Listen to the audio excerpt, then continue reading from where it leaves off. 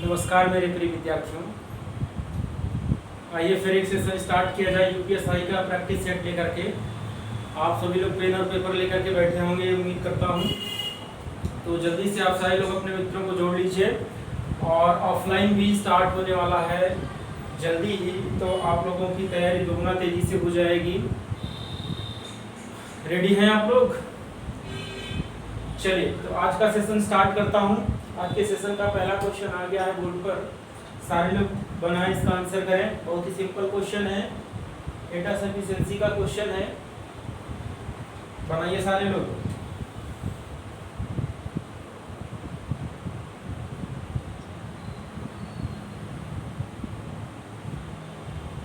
देखिए बच्चों, क्वेश्चन आपका ये लिखा हुआ है, नीचे दिए गए सवाल में दो कथन फर्स्ट एंड सेकंड हैं। आपको तय करना है कि क्या कथन में उपलब्ध कराए गए तथ्य सवालों का जवाब देने के लिए पर्याप्त है। ये आपका सवाल दिया हुआ है।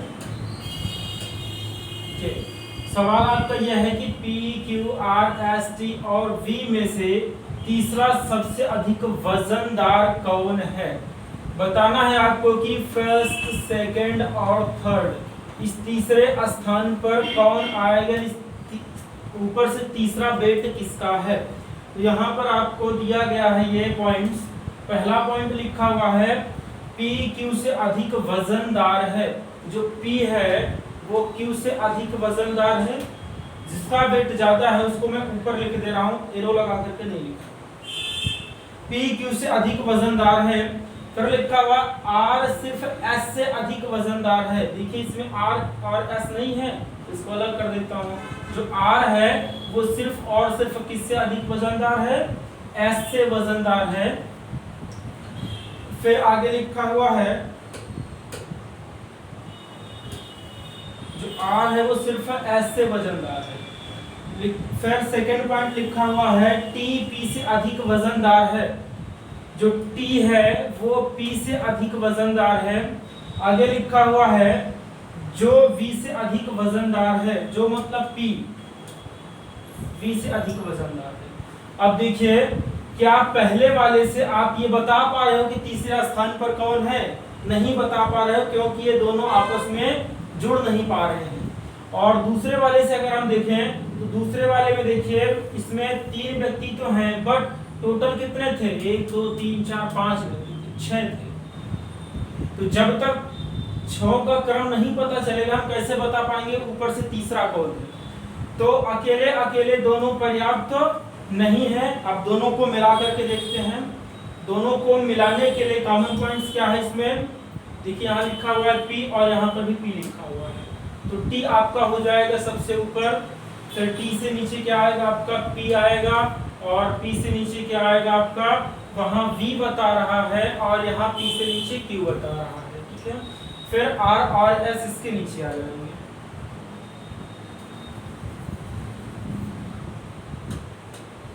R S। अब देखिए ऊपर से तीसरा ये कंफर्म नहीं हो पा रहा है कि कौन सा है। तो ना तो हम अकेले अकेले इन दोनों से बता सकते हैं, और ना ही इन दोनों को मिलाकर बता सकते हैं। अब देखिए आपको ऑप्शन क्या दिया गया है। पहला ऑप्शन दिया है दोनों कथन फर्स्ट और सेकंड के तथ्य का सवाल जवाब देने के लिए पर्याप्त है। इसके कहने का मतलब यह है कि पहला और दूसरा दोनों जवाब देने के लिए पर्याप्त है, तो ऐसा नहीं है। दूसरा लिखा हुआ है केवल कथन फर्स्ट के तथ्य सवाल का जवाब देने के लिए पर्याप्त है, ऐसा भी नहीं है। फिर तीसरा है दोनों कथन फर्स्ट और सेकंड के तथ्य सवाल का जवाब देने के लिए पर्याप्त नहीं है। तो ये सही होगा, ये दोनों फर्स्ट और सेकंड जवाब देने के लिए सफिशिएंट नहीं है। Option number C. डी में लिखा हुआ है केवल कथन सेकंड के तथ्य सवाल का जवाब देने के लिए पर्याप्त हैं। क्लियर? चलिए फिर नेक्स्ट क्वेश्चन आ गया है आपके सामने, इसको बनाइए सारे बच्चे। इस क्वेश्चन को बनाने से पहले सेशन को शेयर कर दीजिए अपने सारे मित्रों तक, जितने भी आपके पास स्टडी से संबंधित ग्रुप हैं, और जो भी आपके मित्र आ रहे हैं सबके पास सेशन शेयर करिए, तभी मजा आएगा। जल्दी से, फास्ट। चलिए जो बच्चे शेयर कर दिए हम बनाना स्टार्ट करिए क्वेश्चन को। सिंपल वाला क्वेश्चन आ गया है, एकदम सिंपल सा, सारे बच्चे आंसर करें।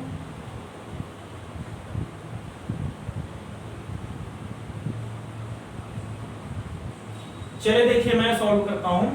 क्वेश्चन आपका ये लिखा हुआ है कि दिए गए सवाल में से कथन फर्स्ट और सेकंड आपको तय करना है कि क्या कथन में उपलब्ध कराए गए तथ्य सवाल का जवाब देने के लिए सफिशिएंट है। यानी कि उसी टाइप का क्वेश्चन है, एक सवाल दिया गया है, सवाल आपका दिया गया है, कह रहा है कि धनेश की जन्म तिथि क्या है। धनेश की डीओबी आपको बताना है, 2 पॉइंट्स दिए गए हैं। पहला पॉइंट आपका दिया है कि धनेश के पिता को ठीक से याद है कि धनेश का जन्मदिन 2 के बाद लेकिन 9 के पहले पड़ता है। 2 के बाद का मतलब ये हुआ कि 3, 4, 5, 6, 7, 8 और 9 के पहले पड़ता है। अकॉर्डिंग टू हिज फादर इतनी डेट 3 से लेकर के 8 तक, ठीक है। तो क्या ये बता सकते हो कि इसकी जन्म तिथि क्या है? एग्जैक्ट नहीं बता सकते हो। ये देखिए इतनी डेट ऑब्लिक में आ रही है, तो पहले वाले से कंफर्म नहीं कर पा रहे हैं कि इसकी डीओबी क्या है। दूसरे वाले से चेक करते हैं, कह रहा धनेश की माता को ठीक से याद है कि धनेश का जन्मदिन 6 के बाद लेकिन 9 के पहले पड़ता है। 6 के बाद और 9 के पहले, तो 7 को 8 को, यानी कि 2 डेट इसमें भी कॉमन हो गई, या तो आपका 7 या तो 8। दूसरे वाले से भी कंफर्म नहीं बता सकते। फिर अगर इन दोनों को हम मिला दें, जब दोनों को मिला देते हैं तो ये देखिए 6 और 8 के बीच में, तब भी 7 और 8, 6 और 9 के बीच में 7, 8, 7, 8 दोनों में कॉमन हो जाएगा। दोनों को मिलाकर भी इस प्रश्न का आंसर देने के लिए डेटा हमारे पास सफिशिएंट नहीं। कह रहा है केवल कथन फर्स्ट के तथ्य सवाल का जवाब देने के लिए पर्याप्त है, तो ऐसा नहीं है। केवल कथन सेकंड के तथ्य सवाल का जवाब देने के लिए पर्याप्त है, ऐसा भी नहीं है। दोनों कथन फर्स्ट और सेकंड के तथ्य सवाल का जवाब देने के लिए पर्याप्त नहीं है। तो option C is your correct answer. ये कह रहा दोनों को मिला करके सवाल का जवाब दिया जा सकता है, तो ऐसा भी नहीं। देखिए क्वेश्चन नंबर 3 आ गया है। क्वेश्चन नंबर 3 सारे बच्चे बनाएं, सिंपल वाला क्वेश्चन है, सारे लोग बनाइए, एकदम आसान सा क्वेश्चन।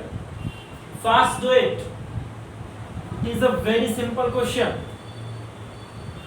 देखिए बच्चों क्वेश्चन आपका कह रहा है नीचे दिए गए सवाल में एक कथन है जिसके बाद 2 पूर्वानुमान फर्स्ट एंड सेकंड है। आपको कथन में सब कुछ को सच मानना है और फिर 2 पूर्वानुमानों पर विचार करना है और तय करना है कि उनमें से कौन सा कथन में दी गई जानकारी का किसी भी संदेह से परे तार्किक रूप से अनुसरण करता है। आपका कथन है महत्व यह है कि जो भी तुम करो वो महत्वपूर्ण हो, जो भी तुम करो वो महत्वपूर्ण हो। इसका पूर्वानुमान आपको बताना है, तो पहला दिया हुआ है जो महत्वपूर्ण है वो करना चाहिए, तो ये सही कह रहा है, जो महत्वपूर्ण है वो करना चाहिए। और देखिए आगे दिया होगा, कह रहा जो अनावश्यक तो है वह नहीं करना चाहिए, नेगेटिव से गलत है, तो केवल फर्स्ट सही है।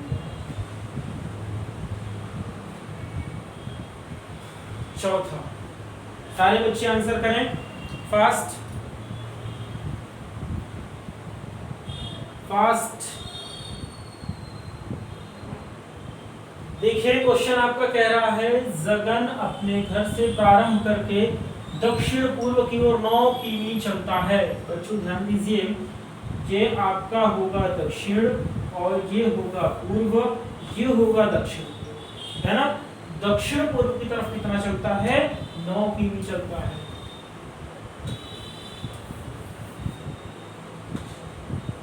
यहाँ अगर उसका घर होगा तो ये दक्षिण पूर्व की तरफ 9 किमी चलेगा। फिर कह रहा है और फिर वह अपने बाईं ओर 90 डिग्री मुड़ता है, तो फिर जो व्यक्ति इस डायरेक्शन में जा रहा है उसका लेफ्ट इधर होगा और 90 डिग्री मुड़ता है, ठीक है। तो 12 किलोमीटर चलता है, ये हो गया 12 किलोमीटर। फिर कह रहा है मंदिर पहुंचता है, चल करके मंदिर पर पहुंच जाता है, ये आपका टेम्पल हो गया। इस मंदिर से उसके घर पहुंचने के लिए कम से कम दूरी बताइए। उसका घर यहाँ पर था तो सबसे कम दूरी यही हो सकती है। इस दूरी को निकालने के लिए आप अगर ध्यान से देखें तो यहाँ पर पाइथागोरन प्रमेय लगेगा। ये आपका हो जाएगा लंब और ये हो जाएगा आधार, चूंकि 90 डिग्री का एंगल है, इसके सामने की भुजा क्या हो जाएगी, कर्ण हो जाएगी। पाइथागोरस प्रमेय से ये आपका हो जाएगा कर्ण बराबर अंडर रूट लंब का स्क्वायर प्लस आधार का स्क्वायर, लंब का स्क्वायर प्लस आधार का स्क्वायर। लंब कितना दिया हुआ है, 9 दिया हुआ, आधार कितना दिया हुआ, 10 दिया हुआ। ये आप स्क्वायर कर दीजिए और जोड़ दीजिए, 81 हो जाएगा और इधर 144 हो जाएगा। ये कितना हो जाएगा आपका 225। 225 का मतलब हो जाएगा 15, कितना आ गया 15 किलोमीटर। ये डिस्टेंस कितना होगा 15 किलोमीटर, 15 किलोमीटर। नेक्स्ट क्वेश्चन आ गया बच्चों, क्वेश्चन नंबर 5। सारे बच्चे आंसर करें, सिंपल वाले क्वेश्चंस हैं, यूपीएसआई के सारे क्वेश्चन है बट सिंपल सिंपल है। ट्राई टू एवरीबॉडी, सारे लोग आंसर करें फास्ट। देखिए कह रहा है धनेश दिनेश के दक्षिण में है, ये अगर आपका हो जाएगा धनेश, ठीक है, ये दक्षिण में है किसके, दिनेश के, धनेश दिनेश के दक्षिण में है। जो ध्यान दीजिएगा जो शब्द जो लिखा है वो बाद वाले को इंडिकेट करता है। कह रहा जो मतलब दिनेश सुरेश के पश्चिम में है, जो दिनेश है वो सुरेश के पश्चिम में है। अगर मैं यहाँ सुरेश कर देता हूँ तो इसके पश्चिम में हो जाएगा। फिर कह रहा है जो मतलब फिर सुरेश की बात किया, जो दीपन के पश्चिम में है, जो सुरेश के पश्चिम में है, जो दीपन के पश्चिम में, तो जो शब्द यहाँ पर दीपन हो जाएगा, दीपन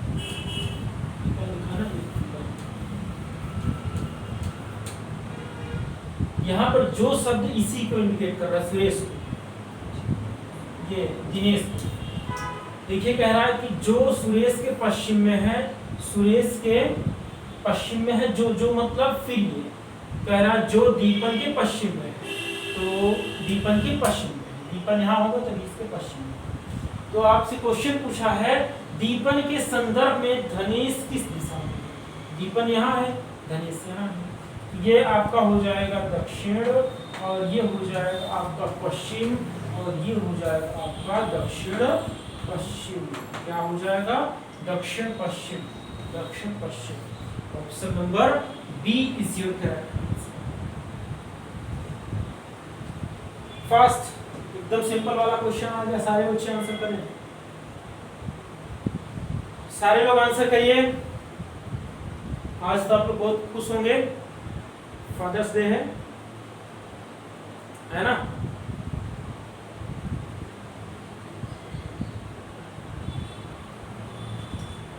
वह विकल्प चुने जो दूसरों से भिन्न है। देखिए कह रहा मसाल, ट्यूबलाइट, स्विच और बल्ब, है ना। तो अगर हम बात करें इसमें सबसे अलग कौन है, तो बच्चों ध्यान दीजिएगा। अगर मैं बात करूं मसाल की, तो मसाल किसी भी प्रोग्राम को स्टार्ट करने से पहले मसाल लेकर के लोग चलते हैं, तो उसमें से आपका प्रकाश निकलता रहता है।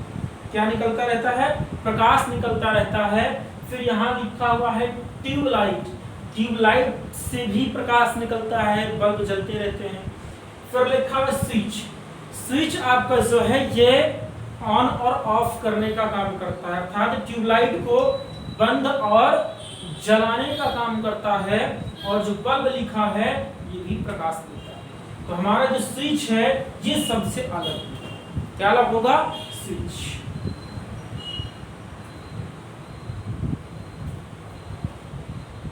अगला क्वेश्चन है बच्चों, बनाइए सारे लोग, सिंपल वाला क्वेश्चन है, फास्ट डू इट। देखिए लिखा हुआ है क्यू एस की इकलौती बेटी है। ध्यान दीजिएगा, जो क्यू है वो बेटी है, किसकी बेटी है? एस की बेटी है, ठीक। इकलौती बेटी कह रहा है, इसकी बेटी और नहीं हो सकती लेकिन बेटा हो सकता है, ठीक है। कह रहा है एस क्यू की इकलौती बेटी है, फिर एस पी के ससुर है। जो एस है ये पी के ससुर है। अगर हम इसकी शादी करवा दें किससे? पी से। ये अब पी के ससुर हो गए कि नहीं?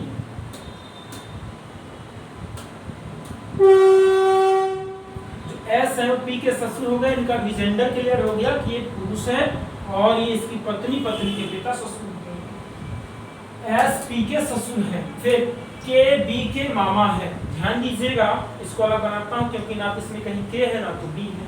देखिए जो के है वो मामा है, किसके मामा है? बी के मामा है। तो बी की माँ हो गई, माँ के भाई मामा हो गए। फिर बी एस के पोता है, एस यहाँ है, ये बी इसका पोता है। ये कह रहा जो बी है वो एस का पोता है। ध्यान दीजिएगा, जो बी है वो एस का पोता हो रहा है। फिर आगे कह रहा है कि ये मामा वाला कॉन्सेप्ट जोड़ दीजिए, तो बी की माँ, बी की माँ ये हो गई और माँ का भाई, माँ का भाई कौन हो गया? और फिर क्या हो गया? मामा हो गया। फिर आगे लिखा हुआ है टी जो एक महिला, टी जो एक महिला हो उसका दामाद पी है। टी जो एक महिला हो उसका दामाद पी है। अगर टी को यहाँ करेंगे तो ये इसका पति हुआ, पति की पुत्री, पुत्री का ये हस्बैंड, तो इसका क्या होगा? दामाद। फिर आर डब्ल्यू का बेटा है, जो आर है वो डब्ल्यू का बेटा है। इसमें कहीं आर तो है नहीं, आर का आर जो है वो डब्ल्यू का बेटा है। डब्ल्यू यहाँ कर दिया, आर डब्ल्यू का बेटा है। डब्ल्यू एस की इकलौती बहू है। जो डब्ल्यू है वो एस की इकलौती बहू है। देखिए एस का पुत्र ये हुआ और इनकी बहू कौन हो जाएगी? डब्ल्यू एस की इकलौती बहू, डब्ल्यू हो गई, डब्ल्यू एस की इकलौती बहू है। और डब्ल्यू का बेटा कौन था? आर था। इनका जो बेटा है वो कौन हो जाएगा? आर हो जाएगा। फिर बी का डब्ल्यू के पति से संबंध, बी का डब्ल्यू के पति से संबंध, इनसे रिलेशन बताना है आपको। तो ये इनकी बहन हो गई और बहन का ये कौन हुआ? लड़का। बहन का लड़का कौन होता है? भांजा। क्या होता है? अगले क्वेश्चन की तरफ बढ़ते हैं बच्चों। सिंपल सिंपल क्वेश्चन है, एकदम आसानी से करो, विदाउट हेजिटेशन सारे क्वेश्चन करिए। एग्जाम में घबराने की जरूरत नहीं होती है, आराम से जाओ, बड़े प्यार से क्वेश्चन को पढ़ो, सॉर्ट आउट हो जाएगा। चलिए अगला क्वेश्चन आपका ये लिखा हुआ है, निम्नलिखित कथन को पढ़ें और उत्तर दें कि कौन सी दलील मजबूत है। कथन ये है कि महत्वपूर्ण मानव अंगों की बिक्री भारत में कानूनी बनाई जानी चाहिए। कहने का मतलब यह है कि मानव के जो अंग हैं इनकी जो बिक्री होती है उसका एक भारत में कानून बनना चाहिए। पहला पॉइंट, नहीं कि हमारी संस्कृति के खिलाफ है, लेकिन होता है ये, तो हम ऐसा नहीं कह सकते। क्यों? क्योंकि आप देख पा रहे हैं लोग नेत्रदान करते हैं या फिर नहीं भी करते हैं। सपोज आपका किडनी खराब हो गया तो किडनी आपको कहीं ना कहीं से लगता है ना, तो किडनी खेत में उगाई नहीं जाती है कि नहीं। तो दूसरा पॉइंट है, नहीं, इससे गलत प्रथाओं को बढ़ावा मिलेगा। ऐसा नहीं है, जब नियम बन जाएगा तो गलत प्रथाओं को बढ़ावा मिलेगा। थर्ड कह रहा है, हाँ मानव अंगों की अवैध बिक्री का अंत करेगा। ये सही हो सकता है, जो अवैध बिक्री है उसका अंत हो जाएगा। ऑप्शन नंबर थर्ड है।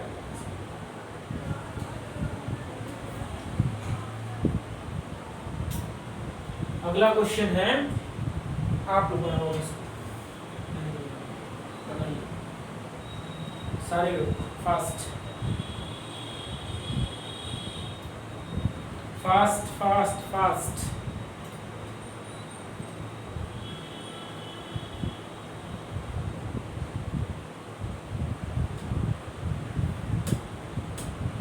देखिए मेरा 5 डिब्बे P Q R S T, 5 डिब्बे हो गए आपके P Q R S और T। ये आपके डिब्बे हैं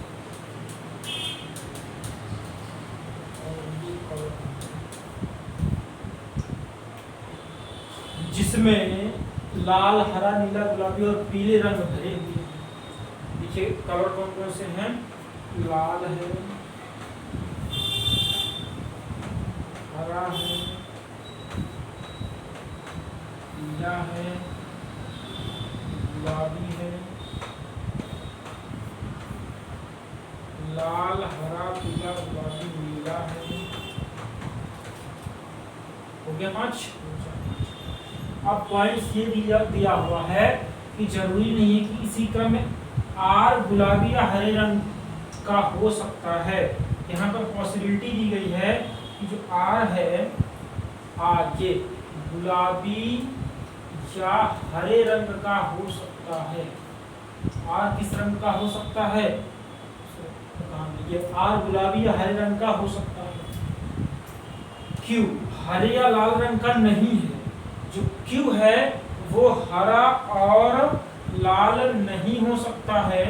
हरा और लाल इन तीनों में से हो सकता है पीला, गुलाबी और नीला। तो ये हो सकता है पीला, गुलाबी और नीला। ध्यान दीजिएगा, कह रहा कि Q हरे या लाल रंग का नहीं है। हरे या लाल रंग का ये नहीं हो सकता है। तो आपके पास 5 ही कलर हैं, इन तीनों में से कोई भी आ सकता है, पीला, गुलाबी, नीला में से। अगला पॉइंट कह रहा है S नीले रंग का है। जो S है वो नीले रंग का है। ये S नीले रंग का है। जब S का कंफर्म हो गया कि नीला यहाँ होगा तो नीला यहाँ से नहीं होगा, यहाँ से नीला कैंसिल कर दीजिए। फिर कह रहा है T गुलाबी या पीले रंग का नहीं है। जो T है गुलाबी या पीले का नहीं है, तो पीला और गुलाबी नहीं है, तो नीला या लाल या हरे में से कोई हो सकता है।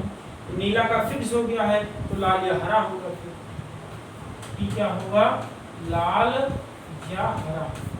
देखिए यहाँ पर लिखा है टी गुलाबी या पीला नहीं हो सकता है, तो गुलाबी पीला हो नहीं सकता है। पीला और गुलाबी और नीला ऑलरेडी बुक है, तो लाल और हरा बचा है। अगला कह रहा कि पी हरे या लाल रंग का नहीं हो। पी हरे या लाल का नहीं है। जो पी है वो हरा या लाल नहीं है, तो जो पी है वो पीला, गुलाबी, नीले में से कोई हो सकता है। नीले को कैंसिल कर देंगे, ऑलरेडी फुल है, तो पीला या गुलाबी हो गया। पीला या गुलाबी जी।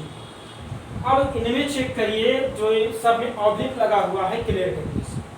देखिए पीला गुलाबी यहाँ है, पीला गुलाबी यहाँ भी है, तो और पीला और कहीं है, गुलाबी यहाँ भी। देखिए गुलाबी यहाँ, गुलाबी यहाँ, गुलाबी यहाँ। अगर आप ध्यान से देखें तो पीला गुलाबी यहाँ, पीला गुलाबी यहाँ। तो अगर मैं मान लीजिए पीला यहाँ कर देता हूँ, ठीक है, तो गुलाबी यहाँ हो जाएगा। हो गया। जब गुलाबी यहाँ कंफर्म हो गया, फिर गुलाबी यहाँ हो नहीं सकता है। अगर मैं यहाँ पर कर दिया पीला, तो गुलाबी यहाँ होगा, तो तब गुलाबी यहाँ नहीं हो सकता। कहने का मतलब जब यहाँ 2 ही कलर हैं और यहाँ भी 2 ही कलर हैं और ये दोनों ऑब्लिक में हैं, तो एक कलर यहाँ फिक्स होगा, एक कलर यहाँ फिक्स होगा। तो अगर पीला यहाँ होगा तो गुलाबी यहाँ, अगर पीला यहाँ तो गुलाबी यहाँ। तो गुलाबी की यहाँ से जो पॉसिबिलिटी है वो हो गई खत्म। तो यहाँ पर बचा क्या? केवल और केवल हरा बच गया। क्वेश्चन आपसे पूछ रहा है कि आर का रंग क्या है? जो आर का रंग होगा वो होगा हरा। ऑप्शन नंबर ठीक। और जब इसका रंग हरा हो गया तो हरा यहाँ से क्या हुआ? कैंसिल। यानी इसका लाल हुआ, इसका नीला हुआ, इसका हरा हुआ, ये दोनों ऑब्जेक्ट हैं। आज का क्वेश्चन आपका खत्म हो गया। 10 क्वेश्चन की सीरीज आपकी कंप्लीट हो गई। सारे बच्चे मन लगा करके पढ़ा करिए, अपने सारे मित्रों के पास इसको शेयर किया करिए। और मैं फिर कल मिलूंगा आपसे नेक्स्ट सेशन लेकर, 10 क्वेश्चनों की श्रृंखला लेकर के। Thank you, next time.